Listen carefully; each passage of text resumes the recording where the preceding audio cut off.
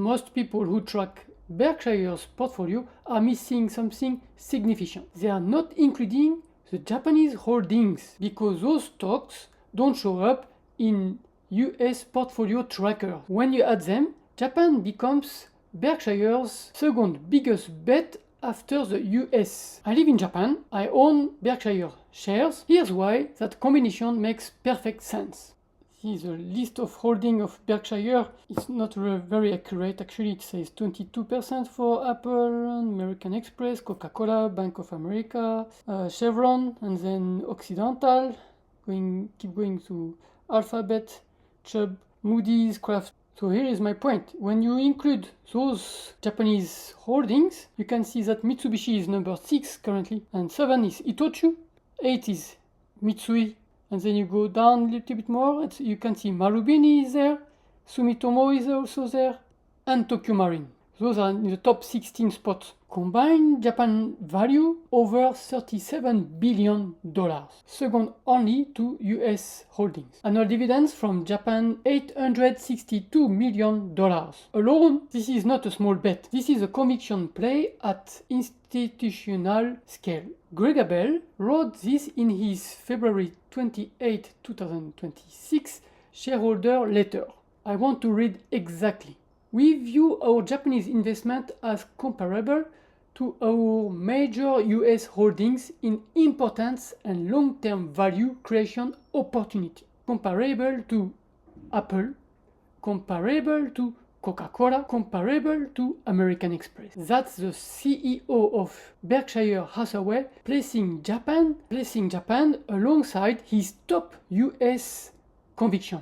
Abel's first capital deployment as a CEO, crossing 10% in Sumitomo and Marubeni in May 2026. His very first move as a CEO was doubling down on Japan. That tells us everything. I already own Toyota, Hitachi, Asics, 7-Eleven, and a few more Japanese companies directly on the Tokyo Stock Exchange. Through Berkshire, I get Mitsubishi, Itochu, Mitsui, Marubeni, Sumitomo, and Tokio Marine Holding, managed professionally. Double layer of Japan exposure, direct pick plus Berkshire institutional conviction. I'm not just a foreigner investing in Japan, I am invested alongside the greatest capital allocator of the 20th century in the same market. And one more reason I am holding Berkshire is because I didn't need to chase each stock individually, especially those top ones like Apple, American Express, Coca-Cola,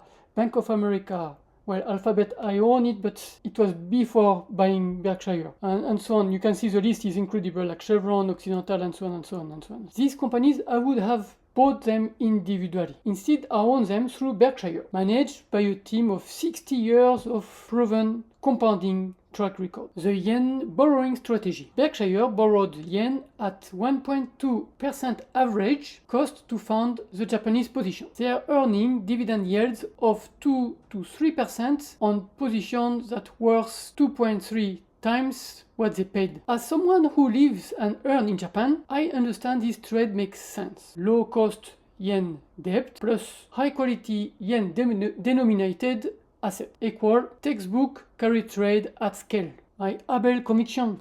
He was chosen by Buffett and Munger many years before the public announcement. He ran all non-insurance operations before becoming CEO. First two major moves as CEO, Japan Trading Houses and Google. I would never bet against the people Buffett and Munger trusted with their life work. I have full faith in the institution, not just the individual. Very briefly regarding the second quarter reporting, $4.5 billion in share repurchase. The management is buying their own stock at scale and deploying billions into investments. Abel is not hoarding on cash passively. I like it. The company is deploying cash very actively, so it is very nice to see that Berkshire is deploying a lot of capital with a lot of conviction, not sitting still. So as of today, August 10th, 2026, I own 5 shares of Berkshire.B, BRK.B, which I bought in May, if I remember well. I bought them at $486 and change. I'm currently at plus 5%-ish. Those are held in my Tokusei account, which means the taxable account, and not inside my NISA because it's already full at the time.